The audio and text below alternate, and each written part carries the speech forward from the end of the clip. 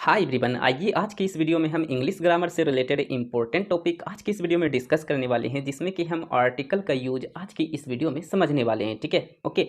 देखिए, आर्टिकल्स आप लोग सब जानते हैं, ये आपका बेसिक चैप्टर है, आपके इंग्लिश ग्रामर का बेसिक टॉपिक है। ओके, यानी कि शुरू करते हो तो आर्टिकल्स आपको शुरू में ही कहीं ना कहीं आपको पढ़ा दिया जाता है। ठीक है, और आर्टिकल्स देखा जाए तो एक बड़ा टॉपिक भी नहीं है और देखा जाए तो बहुत छोटा भी टॉपिक नहीं है। ठीक है, इसीलिए मैं आपको चाहता हूँ कि मैं आपको पूरा फुल कॉन्सेप्ट के साथ इस टॉपिक को, इस चैप्टर्स को मैं आपको अच्छे से समझा पाऊँ। ठीक है, लेकिन इसीलिए मैंने सोचा है कि मैं आपके लिए पार्ट बाय पार्ट वीडियोज़ मैं आपके लिए अपलोड करूँगा, क्योंकि ये एक छोटा भी टॉपिक समझ सकते हो, एक बड़ा भी टॉपिक समझ सकते हो। ठीक है, यानी कि आप इसे शॉर्टकट में भी पढ़ करके आप आगे चैप्टर्स में जा सकते हो, बट अगर आप इसे अच्छे से पढ़ना चाहते हो तो आपको बिल्कुल ही बेसिक और फुल कॉन्सेप्ट के साथ आपको समझना बहुत ही ज़रूरी हो जाता है। ठीक है, तो इसीलिए हम क्या करेंगे, पार्ट बाय पार्ट हम वीडियोस अपलोड करेंगे और उसमें हम आपको आर्टिकल्स से रिलेटेड फुल कॉन्सेप्ट समझाने की कोशिश करेंगे। ठीक है, ये आपका पार्ट 1 है, जिसमें कि हम बहुत ही कम बेसिक नॉलेज आपको देने की कोशिश करेंगे। पूरा का पूरा बेसिक नॉलेज आज की इस वीडियो में हम आपको देंगे। इसके बाद अगले पार्ट में हम लोग इसका यूज सीखेंगे। ठीक है,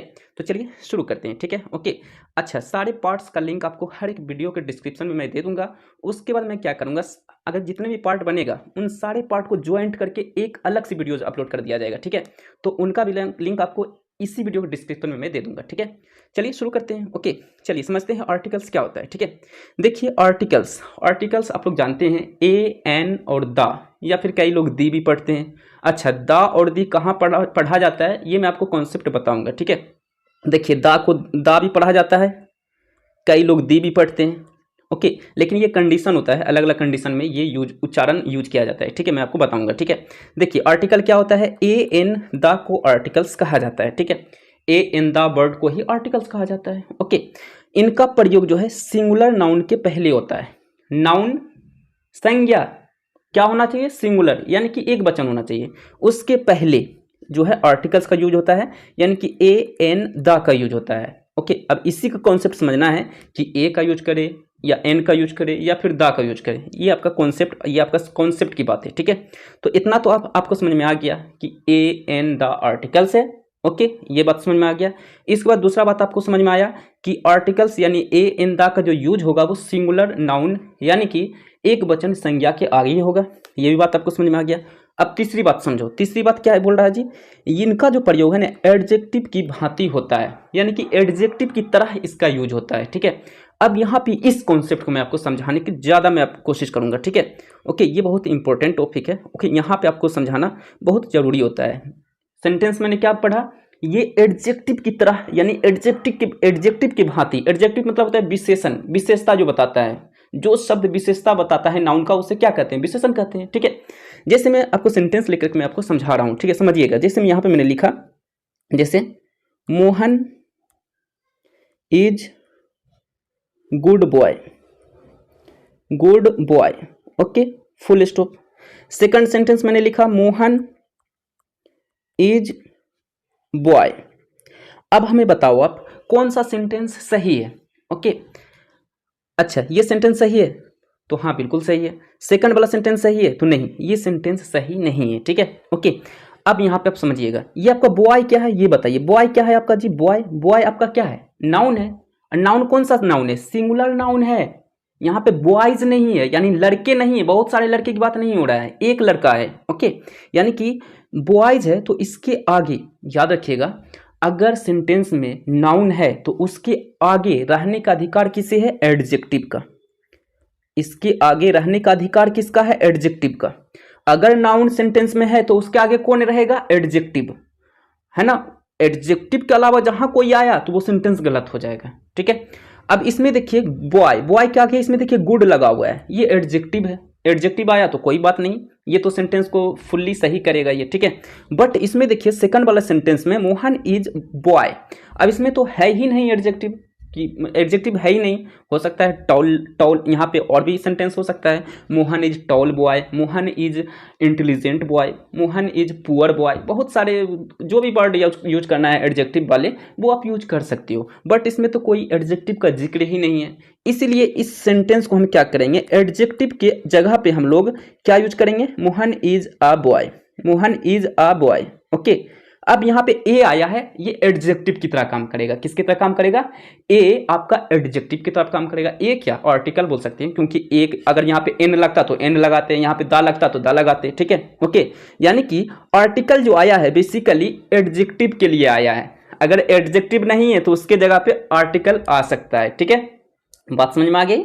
अगर एडजेक्टिव नहीं है तो आर्टिकल उस एडजेक्टिव का काम करेगा।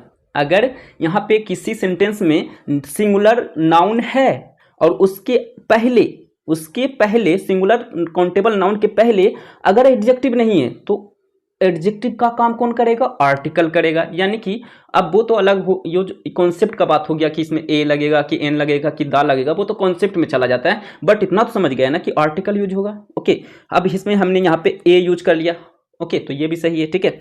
अगर आप इसमें दा भी यूज करते हो तो भी ये सही होगा, गलत नहीं होगा। लेकिन इसमें एन लगाओगे तब तो ये गलत हो जाएगा। ये तो आप कॉन्सेप्ट की बात हो गई, ठीक है। ये सारा कॉन्सेप्ट मैं आपको समझाऊंगा। बस मेरा मकसद अभी समझाना इतना ही था कि ये एडजेक्टिव की तरह किस तरह कार्य करता है, किस तरह वर्क करता है, ठीक है। ये आपने समझ लिया कि ये एडजेक्टिव की तरह कार्य करता है, ठीक है। ओके, अब यहाँ पे मैंने आपको पहला वाला जो है जो कॉन्सेप्ट था ये मैंने आपको समझा दिया, ठीक है। देखिए मैं आराम से पढ़ा रहा हूँ ताकि आपको अच्छे से कॉन्सेप्ट क्लियर हो। ऐसा नहीं कि मैं सेंटेंस लिखा हुआ है हम टाइप करके लाएं आपको सारा पढ़ करके चले जाए, ओके, कहानी की तरह, ऐसा नहीं है, ठीक है। चलिए अब हम समझते हैं काइंड्स ऑफ आर्टिकल्स। आर्टिकल्स कितने प्रकार के होते हैं, ठीक है। तो आर्टिकल्स जो होते हैं बेसिकली इसके जो भेद होते हैं, टाइप्स होते हैं, जो काइंड्स होते हैं वो दो प्रकार के होते हैं, ठीक है। पहला इंडिफिनिट, जिसे हिंदी में अनिश्चित आप कह सकते हो। इंडिफिनिट मतलब अनिश्चित, डिफिनिट मतलब निश्चित, ठीक है।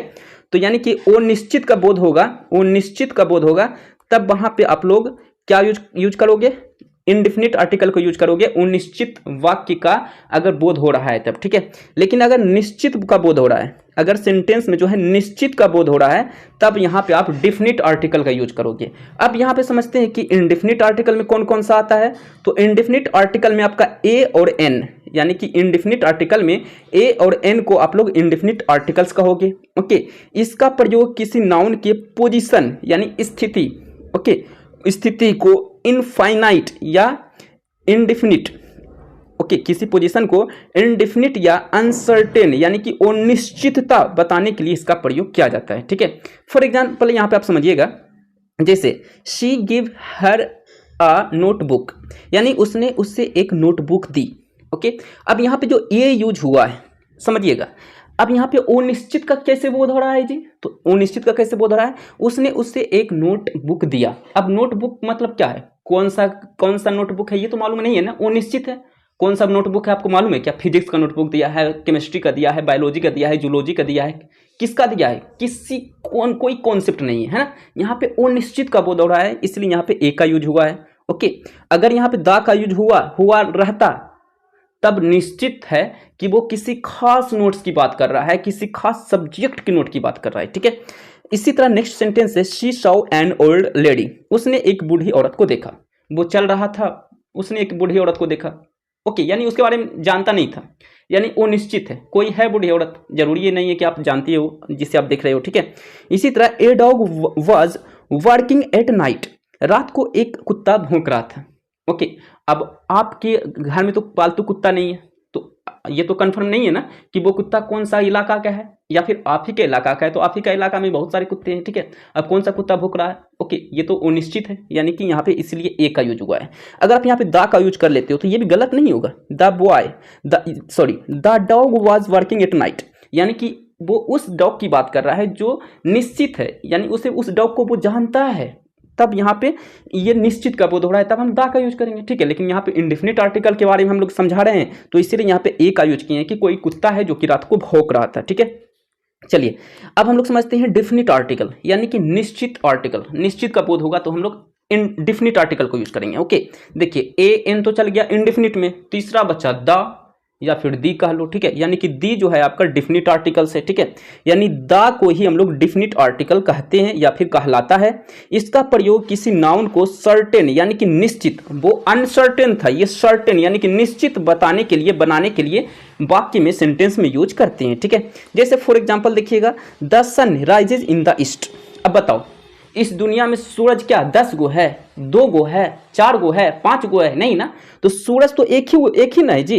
तो यहाँ पे ये निश्चित हो रहा है भाई कि एक ही, मतलब सूरज की बात कर रहा है भाई कि दुनिया में जो एक ही है, ठीक है। तो इसलिए यहाँ पे दा का यूज हुआ है, ठीक है। तो the sun rises in the east, ठीक है। इसी तरह the Rajput are brave people. अब बताइए, राजपूत जो है अलग अलग होता है। आप राजपूत किसी खास कास्ट को ना बोलोगे जी। ऐसा नहीं है कि आप यादव को भी राजपूत बोल दोगे, है ना। ऐसा नहीं है कि आप क्या बोलते हैं, किसी और शर्मा को आप राजपूत बोल दोगे, ऐसा नहीं है। यानी कि निश्चित का बोध हो रहा है कि राजपूत की ही बात हो रहा है, इसलिए यहाँ पर दा का यूज हुआ है, ठीक है। यानी राजपूत बहादुर लोग हैं, ठीक है। The gold of Nepal is chief, यानी कि नेपाल का सोना सस्ता है, ओके। अब यहाँ पे जो सोना है, ये सोना कहाँ का है जी, नेपाल का। यानी निश्चित का बोध हो रहा है ना कि हाँ नेपाल का है, यानी निश्चितता की बोध हो रहा है, तो यहाँ पे दा का यूज हो गया, ठीक है, ओके। यानी निश्चित कंट्री का बोध हो रहा है कि हाँ इस कंट्री का भाई सोना जो है सस्ता है, ठीक है। तो निश्चितता की बोध हो रहा है, इसलिए यहाँ पे दा का यूज हुआ है, ठीक है। चलिए, अब यहाँ पे ध्यान देने वाली बात है कि नोट पॉइंट में कि एन दा का शाब्दिक अर्थ जो है एक होता है, सब होता है, प्रति होता है, प्रत्येक होता है, ओके, के हिसाब से होता है, कोई होता है। पर ये तो हो गया आपका ए और एन का अर्थ, ठीक है। परंतु दा का कोई शाब्दिक अर्थ नहीं होता है। दा का ये नहीं बोलोगे कि दा का भाई ये होता है वो होता है, दा का कोई अर्थ नहीं होता है। बस इसका यूज सेंटेंस को जो है एक कॉन्सेप्ट को फुलफिल करने के लिए यूज किया जाता है, ठीक है। चलिए, अब इसका नेक्स्ट नोट पॉइंट में याद रखिएगा, ये सारे नोट पॉइंट में है, मैं आपको बेसिक में आज की इस वीडियो में बता रहा हूँ, ठीक है। यूज मैं आपको बताऊंगा नेक्स्ट पार्ट में बताऊंगा, ठीक है। देखिए, ए एन जो है एडजेक्टिव वन का कमजोर रूप है, ठीक है। वन का क्या है, ये कमजोर रूप है। यानी कि आपको समझाता हूं, देखिए, जैसे कि वह एक लड़का है, ठीक है जी। अब क्या बनाओगे, ही इज अ बॉय। अब यहाँ पे एक का वन भी तो होता है ना, एक मतलब क्या होता है, वन मतलब एक, टू मतलब दो, पढ़े हो ना। यानी वन का ही एक कमजोर रूप है ना, एक क्या है, वन का ही कमजोर रूप है। इसी तरह जबकि द एडजेक्टिव दिस और डेट का कमजोर रूप है। दिस और डेट का क्या मतलब है, दिस डेट क्या होता है, दिस डेट यह मेरा है, वह तुम्हारा है ना। यानी कि ये निश्चितता की बोध ये भी करा रहा है ना, तो ये भी निश्चितता का ही बोध कराएगा, है ना। ये देखिए, मैंने कहा वह मेरा कुत्ता है, वह मेरा किताब है, वह मेरा किताब है, डेट इज माई बुक, है ना। अब इसी को हम डेट ना लगा के कहेंगे हम द बुक इज माइन, है ना, वह बुक मेरा है, ओके। तो यहाँ पे दा जो है दिस डेट का जो है कमजोर रूप है, जिस तरह वन का कमजोर रूप ए और एन है, ठीक है। अब आइए हम लोग थर्ड नोट पॉइंट समझते हैं। नोट पॉइंट नंबर थर्ड क्या कह रहा है, इसमें क्या आपको समझना है, इसमें आपको समझना है कि दा को कब दा पढ़ा जाता है, दा को कब दी पढ़ा जाता है, ठीक है, ओके। अब मैं आपको सिंपल वे में समझाता हूँ, ठीक है। देखिए, अगर कॉन्सोनेंट स्टार्टिंग नाउन से पहले दा का प्रयोग हो तो उससे हम लोग दा पढ़ते हैं, ठीक है। अगर दा का प्रयोग कॉन्सोनेंट वर्ड के आगे यूज होगा तो हम लोग दा पढ़ेंगे, लेकिन वॉवेल स्टार्टिंग नाउन के पहले अगर दा का प्रयोग होगा तब हम लोग दी पढ़ेंगे, ठीक है। जैसे कि CAT, अगर इसमें आप दा लगाते हो तो इसे आप क्या पढ़ोगे, दा, इसे आप दी नहीं पढ़ोगे, दा पढ़ोगे, ओके। अब इसी तरह एक और एग्जाम्पल लेते हैं, अम्ब्रेला, UMBRELL, अम्ब्रेला मतलब छाता। इसके आगे अगर जो दा लगता है तो इसे आप दी पढ़ोगे, क्योंकि इसके आगे का जो लेटर है यू है। यू क्या है आपका, कॉन्सोनेंट साउंड नहीं है, ओके, एक वॉवेल साउंड है, ठीक है, वॉवेल साउंड है, इसीलिए यहाँ पे इसको दी पढ़ेंगे, और कॉन्सोनेंट साउंड रहेगा तो दा पढ़ेंगे। बस इतना ही आपको समझना था, ठीक है, ओके। चलिए, अब यहाँ पे नेक्स्ट क्या है जी, नेक्स्ट समझते हैं। नेक्स्ट पॉइंट है, नोट पॉइंट में याद रखिएगा, जब हम इंग्लिश में बात करते हैं ना, ओके, तो स्पीच देते समय सामान्यतः ए का उच्चारण आ होता है और एन का उच्चारण अन होता है। जैसे कोई स्पीच देता है ना, और ये सही भी है, ओके, अपने आप में ये सही भी है। जैसे आप बोलते हो, जैसे आप देखिए, this is a boy, okay, तो आप लोग क्या पढ़ते हो, दिस इज ए बॉय। ये नहीं पढ़ना है। अगर आप स्पीच दे रहे हो ना तो उस समय पढ़ोगे this is a boy, this is a boy, this is a boy, okay. इसी तरह दिस इज एन आस, आस मतलब गधा हो गया, यानी यह एक गधा है, दिस इज एन आस। इसी आप नॉर्मल वे में पढ़ोगे तो this is N S, this is N S, ऐसे पढ़ोगे। बट स्पीच देते समय पढ़ोगे ना तो आप ऐसे पढ़ोगे, this is an ass, this is an ass, ऐसा लग रहा है कि अनानास आप बोल रहे हो, राइट, लेकिन ऐसा नहीं है। This is an ass, this is an ass, ये स्पीच देते समय इसी तरह पढ़ने का इसका रूल है, ठीक है। वैसे आप ऐसे ही पढ़ सकते हो, this is an ass, this is an ass, कोई फर्क नहीं पड़ता है। ओके चलिए, अब यहाँ पे ओके, लेकिन स्वतंत्र रूप से करना हो तो स्पीच में ए एन के बाद आने वाले शब्द का विशेष जोर पर ध्यान दिया जाता है, इसीलिए ए को हम लोग ए पढ़ते हैं और एन को एन पढ़ते हैं, ठीक है। लेकिन विशेष तौर पे ध्यान देना चाहिए, जैसे कि उस सेंटेंस में विशेष बताया गया है, दिस इज ए बॉय, ये एक लड़का है ना, this is a boy he is criminal, है ना, this is a boy he is criminal. अब यहाँ पे जोर दिया जा रहा है कि वो क्रिमिनल है, एक लड़का जो कि क्रिमिनल है, यहाँ पे जोर दिया जा रहा है, इसलिए यहाँ पे ए पढ़ रहा है, आने पढ़ रहा है, ठीक है। यानी कि उस पर जोर दिया जाएगा ना, तो उसमें ए पढ़ेगा, एन का यूज होगा तो एन पढ़ेगा, अन बोल के नहीं निकल जाएगा, ठीक है, ऐसा नहीं है, ठीक है। वैसे इसमें आपको ज़्यादा फोकस नहीं करने की जरूरत नहीं है, ओके, बस आपको नॉलेज के लिए मैं थोड़ा सा बता दिया हूँ, ओके। इससे रिलेटेड आपको बहुत कम वीडियोज़ मिलेगा जहाँ पे आपको समझाया गया हो, ओके। बस स्पीच देते समय दिस इज आ बॉय कोई बोल दिया था, यहीं उसको गलत नहीं बोल सकते हो, this is a pen, this is a pen, सब सही है, ठीक है। चलिए नेक्स्ट क्या है, यूज ऑफ आर्टिकल, ओके। इसके बाद ये तो अगला पार्ट टू में हम लोग यहाँ से पार्ट टू में हम लोग चलेंगे, यहाँ से हम लोग पार्ट टू में देखेंगे, ठीक है। ये आपका पार्ट वन में यहीं तक आपका कंप्लीट रहेगा, पार्ट टू में इसके नीचे हम लोग समझेंगे, ओके। ये क्या है जी, यूज ऑफ आर्टिकल्स, ओके। किसी भी शब्द के पहले ए एन का प्रयोग करने से पहले यह जानना आवश्यक है कि उस वर्ड का पहला लेटर कौन सा है तथा पहले लेटर का फर्स्ट साउंड क्या है, ओके। पहला लेटर क्या है और फर्स्ट साउंड क्या है, ओके, ये आपको जानना जरूरी है। ये आपको मैं अच्छे समझाऊंगा, इससे समझिएगा, ये बिल्कुल नहीं, ऐसा नहीं है कि कहानी में आपको समझा रहा हूँ, ठीक है। देखिए, और कौन सा लेटर है, साउंड क्या है, उसका जो प्रोनाउंसिएशन है, साउंड क्या है, उच्चारण क्या है, ओके। इसको जाने बिना ए एन का प्रयोग करने से गलती की संभावना बढ़ जाती है, ओके। तो इस गलती से बचने के लिए हम आपको इंग्लिश लेटर्स और उसके साउंड के बारे में समझना आपके लिए अति आवश्यक है, ठीक है, ओके। अब यहाँ पे आप समझिएगा, जैसे मैं यहाँ पे आपको लिखा मैंने अम्ब्रेला, UMBRELLA, इसके आगे आप क्या लगाओगे, एन लगाओगे, आप बोलोगे यू लिखा हुआ है तो ये तो वॉवेल है तो यहाँ पे एन लगेगा ही, ठीक है, अच्छी बात है, एन यहाँ पे आपने लगा दिया, ओके ओके। यहाँ पे आपने UMBRELLA अम्ब्रेला की जगह क्या किया, आपने एन लगा दिया, ठीक है। अब यहाँ पे मैंने क्या लिखा, यूनिवर्सिटी, UNIVERSITY, यूनिवर्सिटी यानी विश्वविद्यालय।